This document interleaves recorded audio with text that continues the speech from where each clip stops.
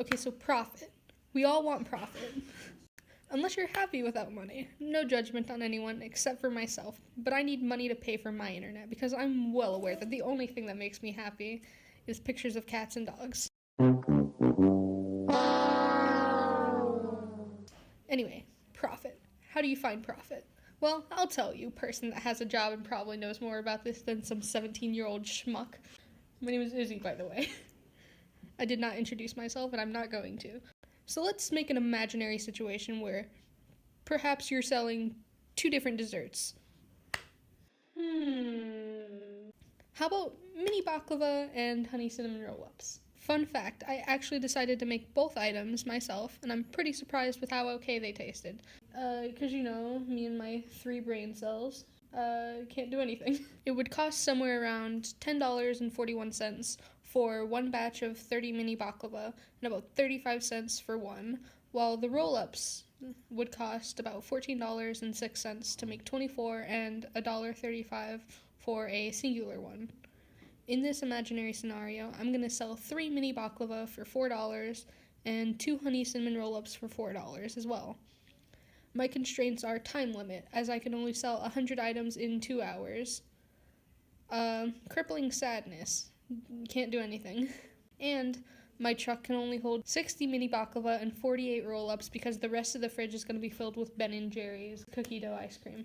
My goal is to find the maximum profit and my reason for living, which is probably going to be puppies. In my scenario, the baklava is X and the honey cinnamon roll-ups will be Y.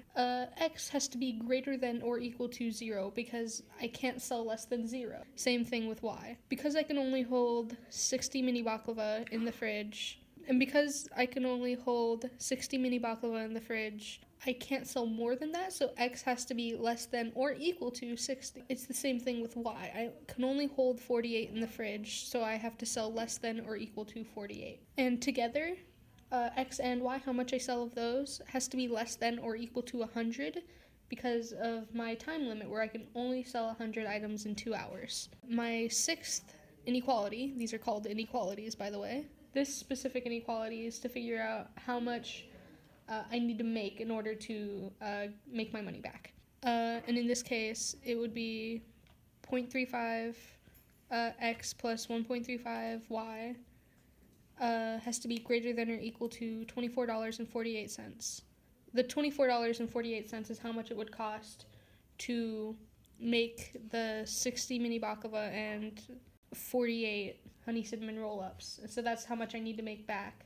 And now we use these inequalities on a graph in order to find the feasible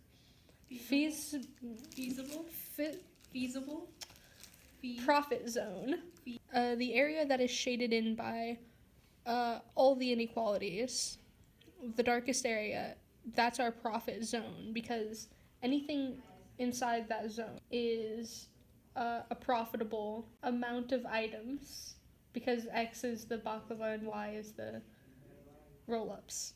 Now let's get into examples. One non-solution would be 0.00 because as you can see, it is not in the profit zone. And one solution would be 0.2020, selling 20 mini baklava and 20 honey cinnamon roll-ups because that would be profitable. We make our money back. Each of these corners of the shaded area are called vertices. Remember these because they'll be important later. And by later, I mean in like 20 seconds. My equation for finding maximum profit is P equals 98 cents X plus 65 cents Y, where P equals profit. No, not that one.